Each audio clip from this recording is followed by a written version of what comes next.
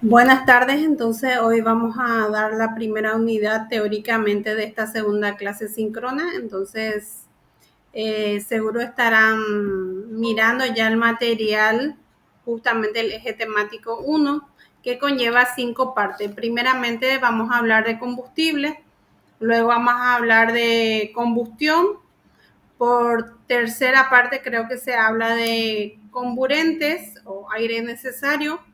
Luego se habla de control de la combustión y lo que viene a ser los métodos de medición de la temperatura. Y por último, entonces, es la transmisión de calor, que es en sus 3 partes, que vendría a ser convección, conducción y radiación.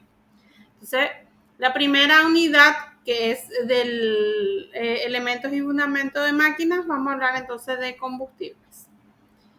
Ya hablamos en la clase anterior, ¿verdad? Que justamente los elementos principales de los combustibles es justamente el carbono, el nitrógeno, el hidrógeno, el oxígeno y el azufre, donde el 80-90% está compuesto de carbono, un combustible. El 5-6% está compuesto ese combustible con hidrógeno en estado sólido. De 8-15% del hidrógeno está compuesto en combustibles líquidos y el azufre en 1,2 o 2%, entonces también tiene. En el caso de que tenga oxígeno nuestro combustible, podemos decir entonces que tiene un cálculo auxiliar que lo que produce es, con la reacción con el hidrógeno, vapor de agua, y hace que prácticamente pierda parte de su poder calorífico que podría haber generado más ese combustible. También ya mencionamos que el 90% de los combustibles son fósiles de la era justamente carbonífera y fueron hechos justamente por altas presiones y temperaturas en ausencia del oxígeno para su fosilización de esos compuestos orgánicos, y que se utiliza generalmente esta combustión para trabajo o algún tipo de energía eléctrica o energía en sí de calor.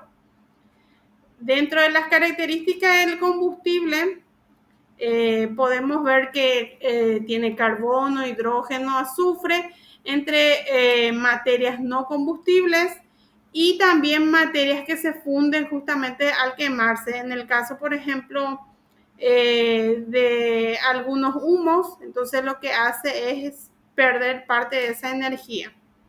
Entonces los combustibles son sustancias que reaccionan químicamente con un agente oxidante, que en este caso es el oxígeno del aire que vamos a utilizar para obtener justamente la energía en forma de calor. Entre las propiedades y características comunes en los combustibles son justamente el poder calorífico, que es la cantidad de calor que se genera al quemar un combustible, la densidad o viscosidad, además del coeficiente de dilatación en lo que viene a ser los combustibles líquidos, los límites de ignición, autoinflamación y extinción en los combustibles gaseosos, la entalpía de vaporización también en los combustibles líquidos, y parte de impurezas, que es prácticamente la ceniza que se tiene una vez quemada el combustible. Algunos combustibles también tienen toxicidad, que al reaccionar también en la reacción lo que es justamente de la combustión hace que sean tóxicas. También se tiene en cuenta la presión de vapor en los combustibles gaseosos, el contenido de humedad que también ya mencionamos, y también parte de azufre tienen algunos combustibles. Entonces, la clasificación de la combustión o de esta parte del combustible es en 2 partes. Primeramente, según su estado, es sólido, líquido y gaseoso, y según su origen, entonces, natural y artificial. Justamente esa clasificación podemos ver en el siguiente, que es cada uno en sus 3 estados, sólido, líquido y gaseoso, después según su estado y ahora según su origen, natural y artificial. Dentro de los sólidos vemos los carbones, están clasificados todos los tipos de carbones minerales, que va justamente de la más antigua a la más nueva, que son los grafitos. Luego tenemos los sólidos artificiales ya hechos por el hombre y vemos ahí, por ejemplo, el carbón vegetal, los aglomerados de residuos, entre otros, que van a ir viendo que algunos, por ejemplo, son ya procesados para poder denominarle justamente combustible sólido artificial. El líquido natural vendría a ser el petróleo en sí, sin procesar, y los aceites minerales que emiten justamente el petróleo, según su densidad, entonces pueden ser ligeros y pesados. Y los líquidos artificiales están justamente en los alcoholes, que se preclasifican a través de metanol, etanol, benzoles, ¿verdad? Y los biocombustibles, que en el caso, por ejemplo, es el biodiesel. Algunos residuos líquidos industriales y los derivados en sí del petróleo. El combustible gaseoso natural es el gas natural justamente, y algunos artificiales entonces son gas de altos hornos, de aire, de agua, acetileno, gas pobre y el biogás. Luego podemos ver otros tipos de combustibles, que están el hidrógeno y el uranio, que no están preclasificados entre sólido, líquido y gaseoso, más bien está hecho en la parte de otros especiales que no está dentro de esos tres. Entonces, ¿cuáles son las condiciones para que el combustible sea bueno? Primeramente tiene que tener alto poder calorífico, o sea que parte de sus componentes de carbono, hidrógeno, debe ser en mayor proporción para poder tener un alto poder calorífico. Por eso dice proporción elevada de elementos activos. Impurezas tienen que ser en su forma más mínima, y también tienen que tener una facilidad de combinarse justamente con el oxígeno. La temperatura de inflamación también tiene que ser mínima para que pueda quemarse ya el combustible. Debe haber una temperatura inicial y no se tiene que deformar justamente el combustible al quemarse. Por ejemplo, si es no controlado, entonces va a ser todo un problema para poder controlar justamente dentro de una caldera. Y vemos acá, por ejemplo, el antracita, que está entre los combustibles sólidos naturales, y vemos la coloración, que la turba, por ejemplo, vemos ahí como unas ramitas, ¿sí? Y es un color ya amarronado. Aquí, por ejemplo, el lignito parece más una roca, pero marrón todavía, un poco más compacto de lo que es la turba, y la hulla ya es grisácea.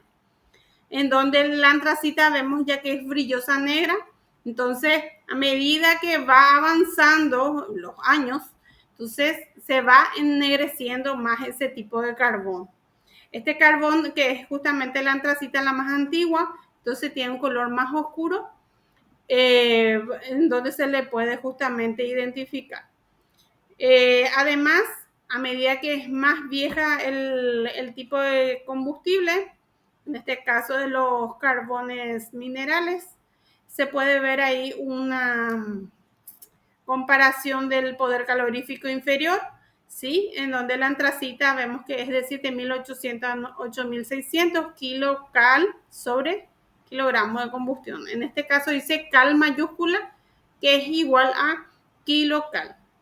Entonces la hulla, dando una comparación, ya se llega a igualar la antracita cuando la hulla es magra, ¿sí? Acá vemos 8.300, 8.600, que es prácticamente el límite superior del poder calorífico de la antracita. Pero la hulla, en lo que viene a ser la hulla seca, vemos que tiene 7.500 y la grasa ya tiene ya desde 7.900 a 8.300. Va bajando entonces a medida que avanza. El siguiente entonces es el lignito y la turba, en donde podemos ver ya que el lignito llega a un poder calorífico de 6.000. Y en lo que viene a ser ya, este sí es un lignito perfecto, compuesto, ¿verdad? Completamente ya compactado. En el caso que sea leñoso, que se vea todavía algunas fibras, entonces llega a tener hasta 5.000 kilocalorías. En la turba que vemos acá, que parece prácticamente un conglomerado de pasto, vemos 3.200 a 4.000, entonces va bajando ya el poder calorífico de ellos. También otro punto importante que se puede comparar en esto son justamente el carbono, que en la composición de la turba va de 50 a 62 y en este va siendo superior justamente por la antigüedad del tipo de carbón. 70 a 75 y haciendo la comparación entonces con la antracita, que es la más antigua, que va de 92 a 95. Después tenemos los combustibles sólidos artificiales, entre ellos tenemos 3 ejemplos, que es el coque, el carbón vegetal y las briquetas. Haciendo una comparación de los 3 tipos de combustibles artificiales, vemos que la briqueta es similar prácticamente al 8600, que era el inferior de la antracita. La diferencia reside en que este prensado de carbón tiene justamente brea o alquitrán, que es otro tipo de combustible líquido para compactar justamente, y se va quedando parte de ella dentro del combustible ya prensado. El coque tiene de 6.800 a 7.200 y el carbón vegetal va desde 6.000 a 7.000 kilocalorías. Entonces vemos otra comparación ya en combustibles artificiales líquidos y vemos que del petróleo crudo, una vez que pasa por el quemador, entonces lo que hace es prácticamente a temperatura de 20 grados emitir gas, un gas que es el que se utiliza justamente en el gas de cocina, y a una temperatura 150 entonces se obtiene ya la gasolina, a 200 grados el queroseno, el diésel a 300 y otros tipos de aceites ligeros de 370 y los pesados en 400 grados Celsius. Entonces, haciendo la comparación justamente del poder calorífico de estos combustibles líquidos, vemos que justamente el mayor es la nafta, que tiene 11.000 kilocalorías sobre kilogramos. Pero tiene también, como ya mencionamos, un punto de inflamación que va de 55 a 10 grados Celsius, que es uno de los datos importantes que se tiene en los combustibles líquidos. Entre otros tipos de combustibles líquidos están los alcoholes, que se obtienen justamente de la destilación del vino, de la papa, de la caña de azúcar, y se tiene ya de 7.100, o sea, 7.100 kilocal sobre kilogramos. En la parte de biodiesel, que es lo que llegamos a dar también lo que es los combustibles líquidos artificiales, pero digámosle que de no tan gran impacto en el ambiente. Justamente se tiene en cuenta que este triglicérido se llega a mezclar con el alcohol, ¿verdad? Con un catalizador, y esto da justamente el biodiesel, y además da otro subproducto que es justamente la glicerina. El combustible natural gaseoso, entonces el gas natural tiene 9.500 calorías por metros cúbicos del gas, que justamente está sobre el manto del petróleo que podemos ver ahí, que es lo que primeramente se expide y que vimos en el fraccionamiento de lo que es el petróleo, del crudo del petróleo, que es lo que sale prácticamente a 20 grados. Entonces al abrir ya sale, directamente se almacena. En el biodigestor podemos ver un tipo de combustible que se le denomina biogás, y es justamente por descomposición de la materia orgánica, en este caso puede ser basuras orgánicas, y es lo que salen unos tubitos en el cual vemos que justamente ese biogás, que es el metano, entonces va saliendo y se va almacenando justamente esa descomposición. Entonces ese gas que emite al descomponerse en la materia orgánica es lo que se denomina biogás. En la parte de biomasa también es otro tipo, pero ya de sólido artificial, entonces podemos ver justamente la transformación de estos conglomerados de materia orgánica que se secan y que se llega a compactar para hacer biomasa de él. El gas de altos hornos, que es justamente un tipo de gas o de combustible gaseoso, se obtiene de la fundición del hierro, en donde vemos aquí que sube por los cangilones y sube al crisol. Este crisol tiene una temperatura de 1800 grados Celsius en el punto más bajo, vemos justamente el crisol. Entonces al entrar ya el mineral va prácticamente fundiéndose, ¿sí? Llega hasta 900, 1200 a 1800 y ese gas que emite al fundirse justamente el mineral de hierro es lo que se le denomina gas de altos hornos. Entonces, se utiliza por lo general para calefacción o se utiliza de forma inmediata porque no se llega a almacenar por mucho tiempo. Y como pueden ver también, acá se puede ver, por ejemplo, la medida en la cual se va suministrando también aire caliente para que pueda emitirse la quema parcial de ese mineral, que en este caso es el hierro.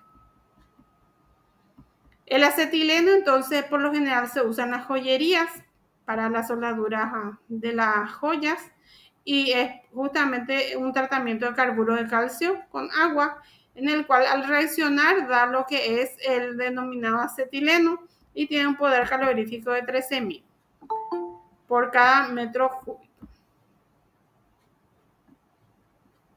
Luego vemos también que se utiliza en alumbrado este acetileno, además de las joyerías. En la parte de lo que son los gases de agua, de aire y gas mixto o pobre, se puede decir que se utilizan gasógenos, que son unos hornos que transforman justamente un combustible sólido líquido en lo que es un combustible sólido en combustible gaseoso.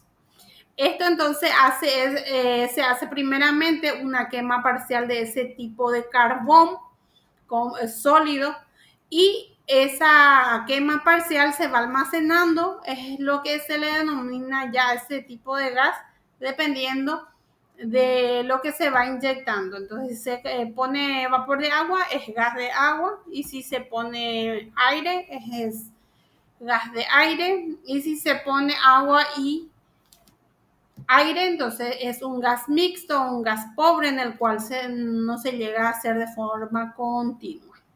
Entonces, algunas características de un gasógeno, entonces podemos ver que tiene que tener una elevada resistencia al desmenuzamiento porque el compactado ya de este manto incandescente que se tiene dentro del reactor de un gasógeno, entonces lo que hace es que justamente al quemarse no se desbarate todo y tiene que tener baja proporción de materias volátiles, o sea que al quemar no tiene que tener sustancias que se puedan perder de forma de gas y que se puedan reutilizar o recolectar como justamente se denomina gas de agua o de aire o mixto.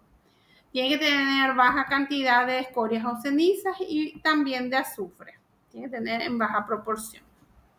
Entonces podemos ver que justamente estos hornos o gasógenos, que son hornos, están recubiertos justamente de un material refractario en donde se pone encima de una parrilla el carbón incandescente.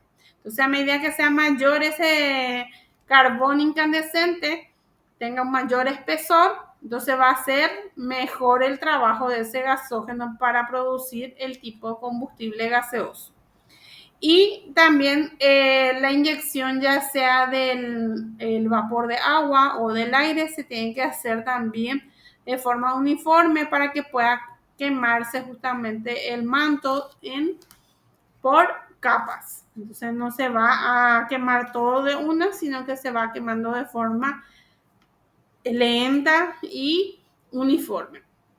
Entonces, estos tres tipos de gasógeno está el Dapson, que es para producir el gas de agua, el Siemens, el gasógeno de Siemens es para producir gas de aire y el de Corting para producir gas mixto. Luego vemos que justamente el gas de agua, que ya dijimos que era un reactor, dentro de la misma había una parrilla, encima de esa parrilla tenemos entonces el manto, que sea de lignito o de hulla, que está en forma incandescente. Entonces, lo que se hace es ingresar vapor de agua y dentro de la misma, entonces, al ingresar el vapor de agua, lo que hace es chocar para poder ingresar de forma uniforme, ¿verdad? Una vez que ingresa de forma uniforme ese vapor, que es prácticamente H2O, ¿verdad? El que vemos en la reacción. Y el C es lo que representa el carbón incandescente, que es el carbono que contiene nuestro combustible sólido. Entonces, al reaccionar, da monóxido de carbono y tiene hidrógeno, ¿verdad? Entonces, este tipo de combustible tiene un poder calorífico ínfimo, por lo general se utiliza justamente para la calefacción también y se utiliza parte de esto también de forma inmediata. Entonces, en el caso, por ejemplo, del gas de aire, como ya les mencioné justamente, se llega a obtener el oxígeno del aire en sí. Entonces, al ingresar dentro del reactor, se encuentra con el carbón incandescente, entonces que es ese, más el oxígeno que es del aire, se tiene un dióxido de carbono en donde se va reaccionando otra vez con el manto o incandescente dentro del reactor y se tiene otra vez monóxido de carbono más calor, ¿sí? Este calor entonces es parte también de la pérdida que puede tener este tipo de gas y tiene justamente haciendo la comparación con el anterior, entonces tiene 1080 que el anterior tenía 2400. Y en la tercera parte entonces podemos ver el gas pobre o mixto, que es el de Corti, es justamente el ingreso del aire húmedo o mezcla de lo que es el aire y el vapor de agua dentro de este recinto. Entonces lo que hace es prácticamente ir apagando parte de ese carbón incandescente con el aire y con el vapor de agua, emitiendo así un tipo de gas que también es el monóxido de carbono y va entonces teniendo desde 1200 a 1500 kilocal por metros, justamente metros cúbicos es la cantidad que se utiliza como unidad de medida. También se puede ver que también el de Corti es para un proceso discontinuo. Se llega a hacer de forma continua si es que no existe que se apague, ¿verdad? Justamente el manto que está dentro del reactor y que se pueda continuar emitiendo el gas, que es por la quema justamente de este tipo de combustible sólido. No sé si hay consulta hasta aquí.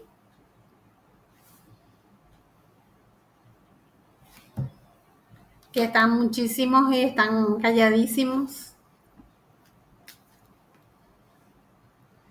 Bueno. De mi parte muy claro, profe. Bueno, José. Muchas gracias. Vamos a continuar entonces. La segunda parte justamente es de combustión, que la combustión es prácticamente ya la energía generada al quemar ese combustible y es parte del movimiento de esa materia que está dentro del combustible, se va moviendo en forma de rotación o traslación, justamente como está ahí, y lo que hace es liberarse en forma de calor, ¿verdad? Entonces, ¿qué necesitamos nosotros para la combustión? Primeramente, productos de la combustión, vemos que es el combustible, luego el oxígeno que queda del aire, parte de la temperatura inicial y también que no se deforme. Entonces, al no deformarse ese combustible, se tiene entonces las condiciones para que ocurra la combustión. Además, se tiene en cuenta el calor específico, que es la cantidad de calor que se produce en 1 kilogramo de combustible, pero en aumento de lo que vendría a ser la temperatura en 1 grado Celsius. Entonces, haciendo una comparación del calor específico en sólidos, líquidos y gaseosos, entonces en estos tipos de combustible, podemos ver que la madera llega más o menos a igualarse a lo que es un combustible líquido. Entonces, por lo general, un combustible sólido tiene un calor específico inferior, y vamos viendo que en el tipo de calor específico en gases, dependiendo de la presión, el volumen, justamente que sea constante, puede llegar, por ejemplo, el hidrógeno a 3,4 y a volumen constante de 2,42 el calor específico de ese tipo de combustible. Entonces, como les mencioné, la caloría es la cantidad de calor que se llega a tener, ¿verdad?, al elevar la temperatura de 1 gramo de agua. Entonces, 1 gramo de agua se eleva desde 14,5 hasta 15,5. Entonces, al darle calor, ¿sí?, lo que se hace es elevar la temperatura y hacer que cambie y que pueda elevarse 1 grado más. Pero es de 1 gramo de agua, ¿sí? En cambio, la kilocaloría es la cantidad de calor también para elevar la temperatura, pero de 1 kilogramo de agua. En este caso también es a 1 grado Celsius, o sea que llega otra vez de 14 a 15,5. Entonces, como les mencioné anterior también, 1 kilocal es igual a 1 cal, que está en forma de mayúscula, que es similar a 1000 calorías. Entonces ahí vemos justamente la composición de una combustión, en donde los elementos básicos químicos de la combustión, estos son prácticamente los elementos que tienen los combustibles, que era carbono, hidrógeno, azufre. Entonces esa combinación química, que es la del combustible, porque tiene elementos químicos, reacciona con el oxígeno y hace que se produzca un desprendimiento de calor. Entonces se libera esa energía. Esa reacción al quemar, entonces se puede ver que justamente está el hidrógeno y el carbón, que son partes esenciales de una combustión, en donde reacciona con ese oxígeno del aire y se tiene vapor de agua más calor en el caso del hidrógeno. Y del carbono, por ejemplo, al combinarse con el oxígeno puede dar dióxido de carbono más calor, que es ya una combustión completa. Y cuando es incompleta, entonces este carbono se llega a mezclar con el oxígeno, dando solamente monóxido de carbono más calor. Luego se recombina el monóxido con el oxígeno para poder tener la combustión completa de ese carbono. Luego vemos las condiciones justamente para la combustión, que justamente dice combinación química, porque sabemos que los elementos químicos que tiene el combustible más el oxígeno es una reacción química. Luego dice que sea de forma violenta, porque como vimos, la oxidación de un hierro, por ejemplo, es un tipo de combustión. Es un tipo de combustión de forma lenta, en donde nosotros no necesitamos generar una combustión lenta, necesitamos una combustión rápida. Entonces, por eso dice que una de sus condiciones es justamente que de forma violenta. Libera calor porque justamente es una forma de energía, en forma de calor, entonces es su energía. tiene que tener una temperatura, una propagación de ese calor, un límite de inflamación, impurezas que son justamente las escorias, las cenizas y los azufres. La relación del oxígeno con el combustible tiene que tener una buena relación para que pueda combinarse y pueda quemarse. La velocidad de propagación de la llama también debe tener una velocidad en la cual la llama no se apague y para que pueda quemar todavía. Siga quemando hasta que termine el combustible o se recargue en la caldera. Entonces, algunas de las reacciones químicas de la combustión vemos que es igual que la reacción de un hidrocarburo, que era el anterior, hidrógeno, carbono, monóxido, ¿sí? En donde vimos acá también que es la reacción química de la combustión, entonces la quema de un hidrocarburo. Entonces vemos que el carbón más el oxígeno da dióxido de carbono, más calor, que en este caso es 97,2 kilocalorías. Entonces el calor tiene un valor ya aquí que es prácticamente lo que se libera al quemar o al reaccionar el carbón más el oxígeno. El hidrógeno también entonces se combina con el oxígeno y da vapor de agua más calor, que en este caso libera 69 kilocalorías. Y el azufre entonces reacciona con el oxígeno y da 80 también, en lo que viene a ser la liberación de esa energía. Posteriormente entonces vemos que era la combustión completa e incompleta. ¿Qué era? Es cuando la completa cuando da dióxido de carbono y llega a combinarse totalmente el oxígeno con el carbón. Luego, incompleta es cuando el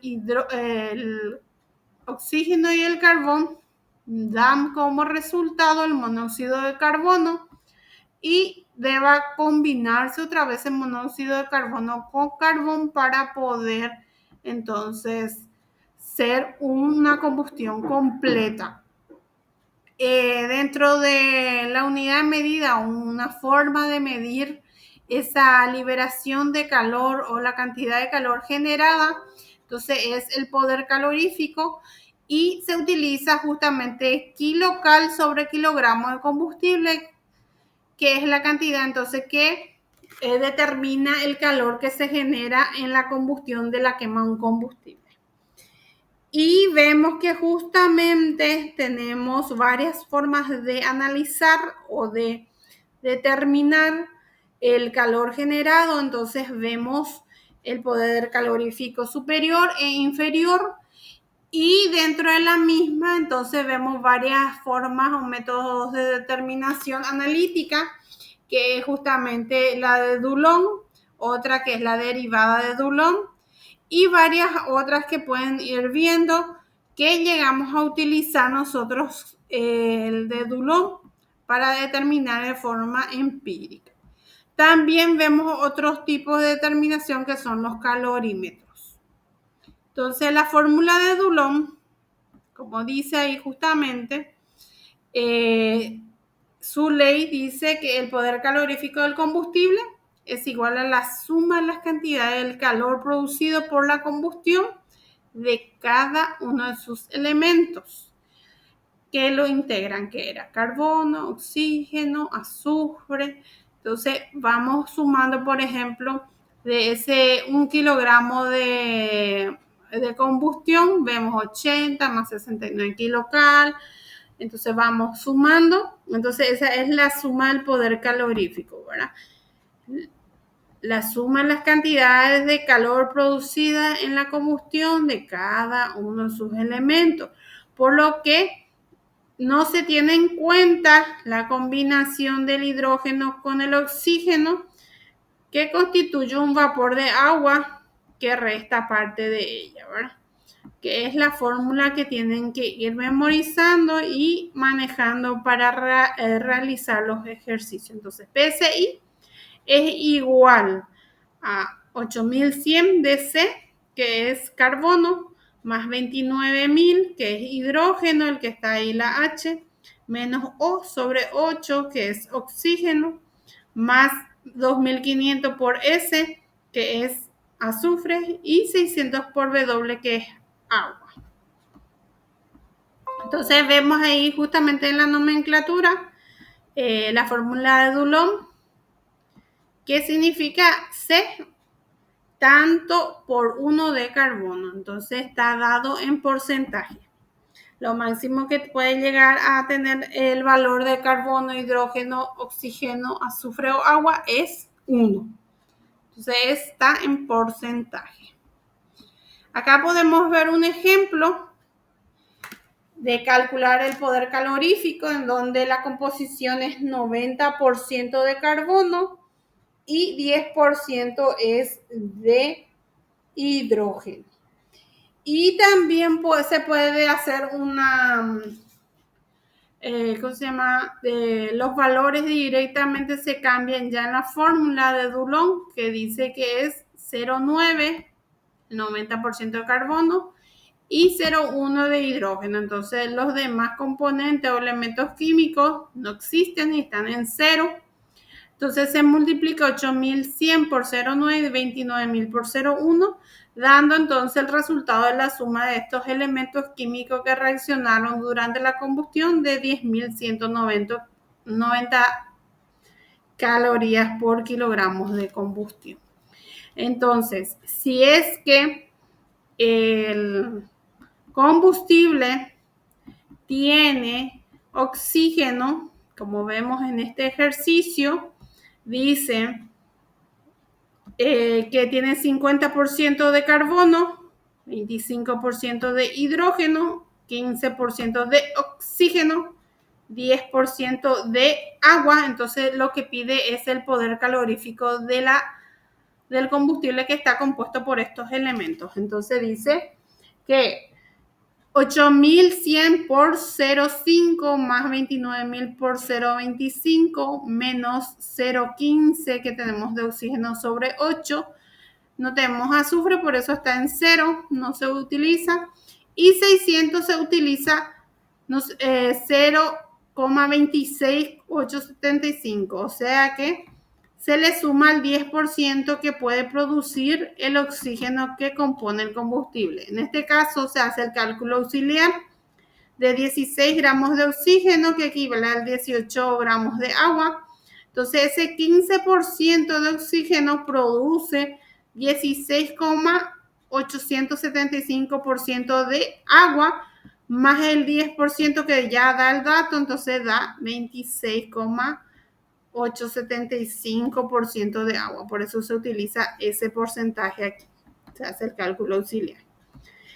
Luego se multiplica justamente cada uno de sus elementos y lo que libera es 10.595 kilocalorías.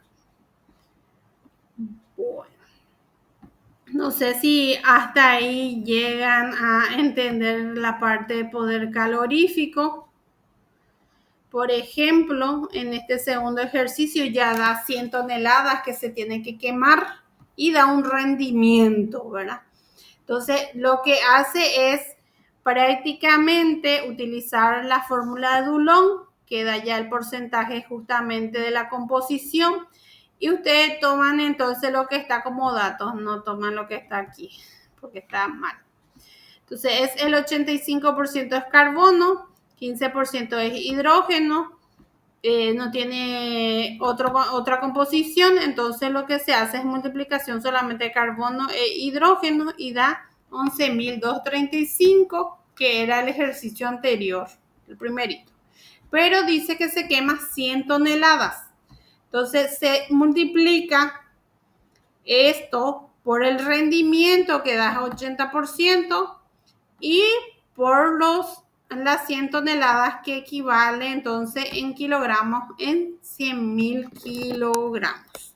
Entonces la energía que se obtiene al quemar 100 toneladas de este tipo de combustible es de 898.800.000 calorías. Entonces casi 900 millones de kilocal de energía se llega a obtener. Y en el caso, por ejemplo, del etanol o la nafta, se puede ver acá, por ejemplo, de acuerdo a la fórmula, ¿verdad? Se hace un un cálculo de sus pesos moleculares, en donde vemos que justamente el etanol eran dos de carbono, 1 de oxígeno y acá vemos, ¿verdad? Era 2 de carbono, que es el etanol, y tenemos acá 6 de hidrógeno y 1 de oxígeno. Entonces, se multiplica carbono, sabemos que es 12 gramos por 2, 1 gramo de hidrógeno por 6 elementos de hidrógeno, y un elemento de oxígeno por 16 da entonces 46 gramos. Esto mandamos en porcentaje y sale que el carbono es 52%, el hidrógeno 13% y el oxígeno 35%. Se hace el cálculo auxiliar porque tiene oxígeno, entonces tiene 39, casi 40% de agua. Entonces se pone en la fórmula de Dulong y se ve que se obtiene 6.477 kilocalorías.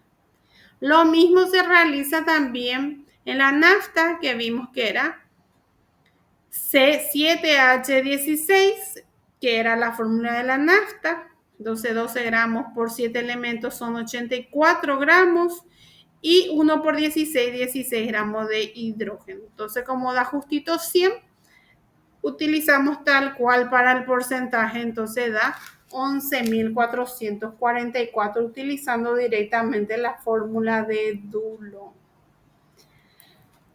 Y esta parte entonces de energía, de poder calorífico, vemos que se llega a determinar justamente por la fórmula de Dulong, y la otra forma vendría a ser los calorímetros.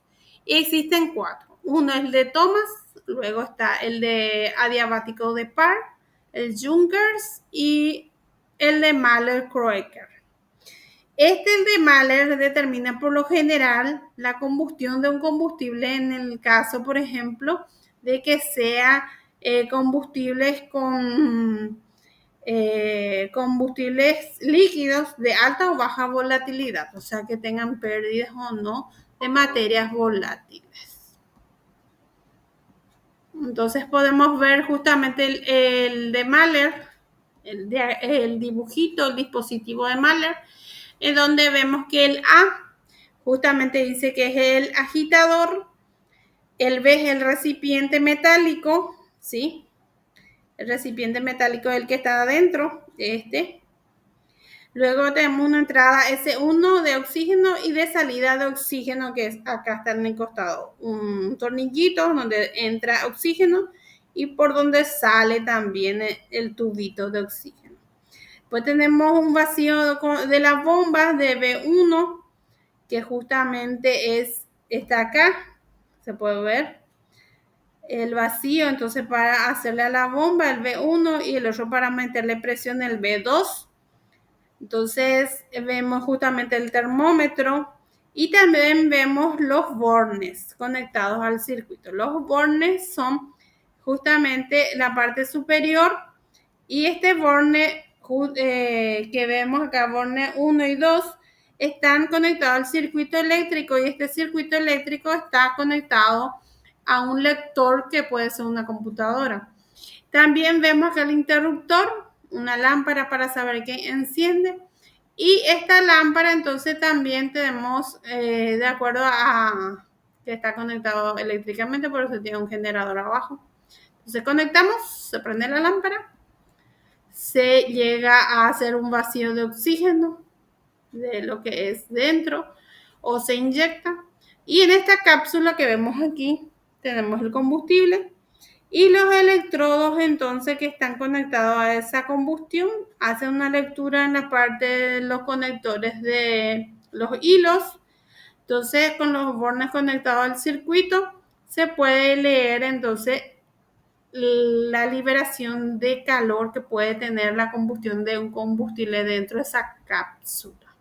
Entonces vemos un dibujo un poquito más actualizado y vemos que justamente todo el circuito va teniendo una conexión a un lector que es una computadora, y también que dentro de ese recipiente está en un baño María, ¿verdad? Está en agua, en donde ese agitador con esa temperatura tienen que ir viendo que no varíe, que no tenga pérdidas la combustión dentro de la cápsula.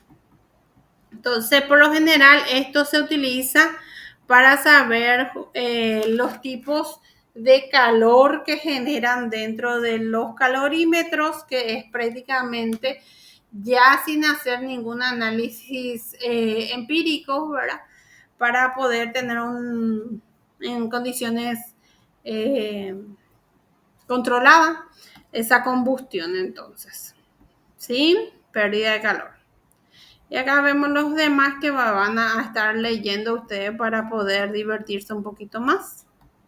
Entonces, vamos a entrar en lo que es aire necesario para la combustión, que es la tercera parte ya del eje temático. Primeramente hablamos de combustible, luego hablamos de combustión. Ahora vamos a hablar de comburente, que es el oxígeno que se necesita para quemar. Entonces, ya quemamos y generó calor, que es la combustión. Hablamos de combustible, ahora vamos a hablar de oxígeno que se tiene en el aire. Justamente la composición del aire está dada por oxígeno y nitrógeno, en su proporción mayoritaria es de nitrógeno del 77%, y se puede ver que el contacto directo, ¿verdad?, con este combustible del oxígeno con una temperatura inicial, como dijimos inicialmente, entonces genera la combustión y hace que se pueda analizar si el oxígeno que le suministramos a la combustión es o no necesario. Entonces, para calcular ese oxígeno necesario para la combustión, se llega a depreciar los gases que tiene el aire. En este caso puede ser el nitrógeno, el argón y otros tipos de gases raros que se tiene dentro del ambiente. Y se utiliza entonces un tipo de cálculo de oxígeno mínimo en el cual se va viendo el aire necesario para ello. Si no se inyecta aire, entonces lo que se puede hacer también es que se tenga una combustión parcial. Y si no se queman todas las partículas también del combustible, si es que no tiene el oxígeno necesario. Y no se llega a aprovechar ni generar esa energía que puede tener el combustible. Un exceso también, ¿qué puede hacer? Un exceso de aire puede hacer que el combustible se queme totalmente o se enfríe.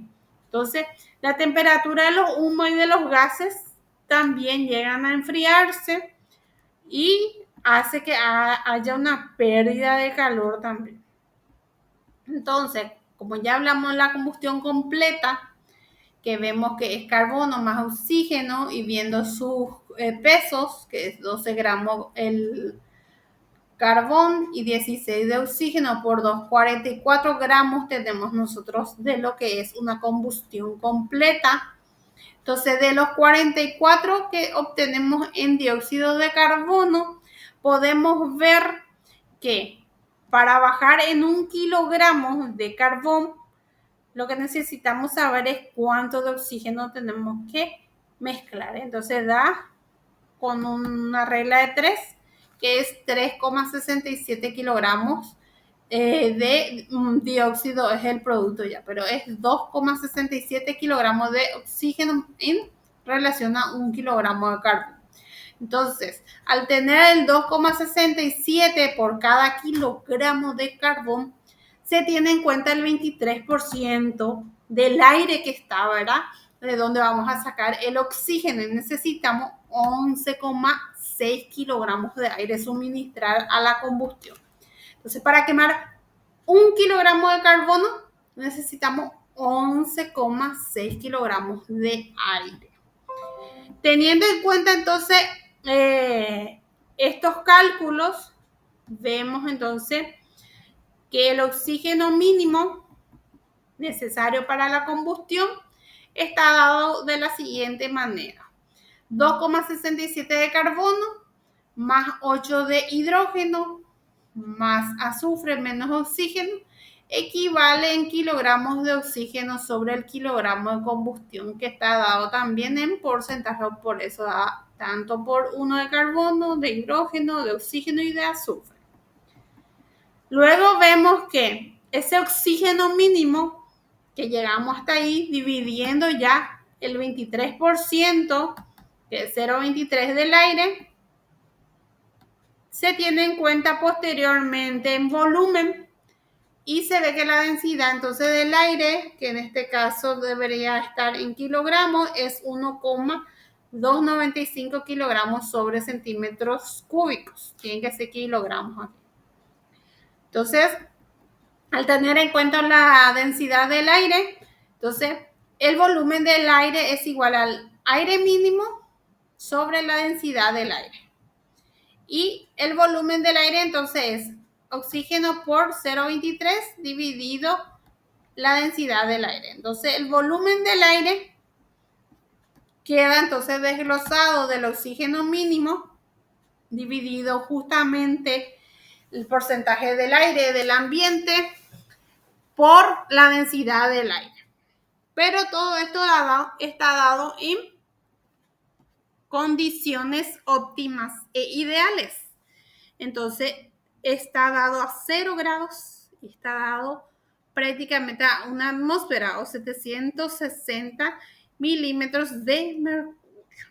Entonces, teniendo en cuenta el principio de la termodinámica, se ve entonces la ley de los gases, en donde el que utilizamos nosotros es la ley de Charles, que afirma que el volumen de un gas a presión constante es directamente proporcional a la temperatura absoluta. Entonces, no podemos usar en la fórmula 0 grados, entonces usamos en Kelvin, queda en 273, y entonces queda de la siguiente manera para poder entender los ejercicios de aire mínimo. Entonces, ya calculamos 90% de carbón e hidrógeno en lo que es el poder calorífico. Entonces, hacemos directamente de los datos el volumen de aire. 2,67 por 0,9 y más 8 por 0,1, el resto es 0. Dividido 0,23 por 1,295, entonces da un volumen de aire de 10,75 metros cúbicos de aire sobre kilogramos de combustión. Pero como dijimos, no está en condiciones ideales, tenemos que pasar a temperatura ideal, en este caso a temperatura ambiente. Entonces, 273, 0 grados, ¿sí? Según la ley de Charles. Entonces va a ser, entonces, T1 va a ser 0 y B1 es lo que sacamos recién, 10,75. Entonces B2 está dado por esto, B1 por T2 sobre T1. Entonces, si está a 25 grados el ambiente, 273 más 25 es 298, dividido 0 grados, que es 273. Entonces, B2 tenemos 11,73 metros cúbicos de aire. Acá podemos ver que B1 es menos en número, en cifra, que B2. Entonces, ese es un parámetro ya para saber si está bien o no el ejercicio. Si el B2 nos sale 9, estamos haciendo algo mal en el ejercicio. Entonces, por lo general, a 0 grados, la cifra de B1 tiene que ser menor que B2, porque la temperatura tiene que ser más de 0 grados para quitar B2. Entonces, ahora les libero del ejercicio para que puedan practicar, mirar y anotar consultas para la siguiente clase del miércoles y comenzar lo que viene a ser la parte teórica del control de la combustión de acuerdo a la medición de la temperatura y del tiraje que vamos a ver. Consultitas, si es que hay o no hay.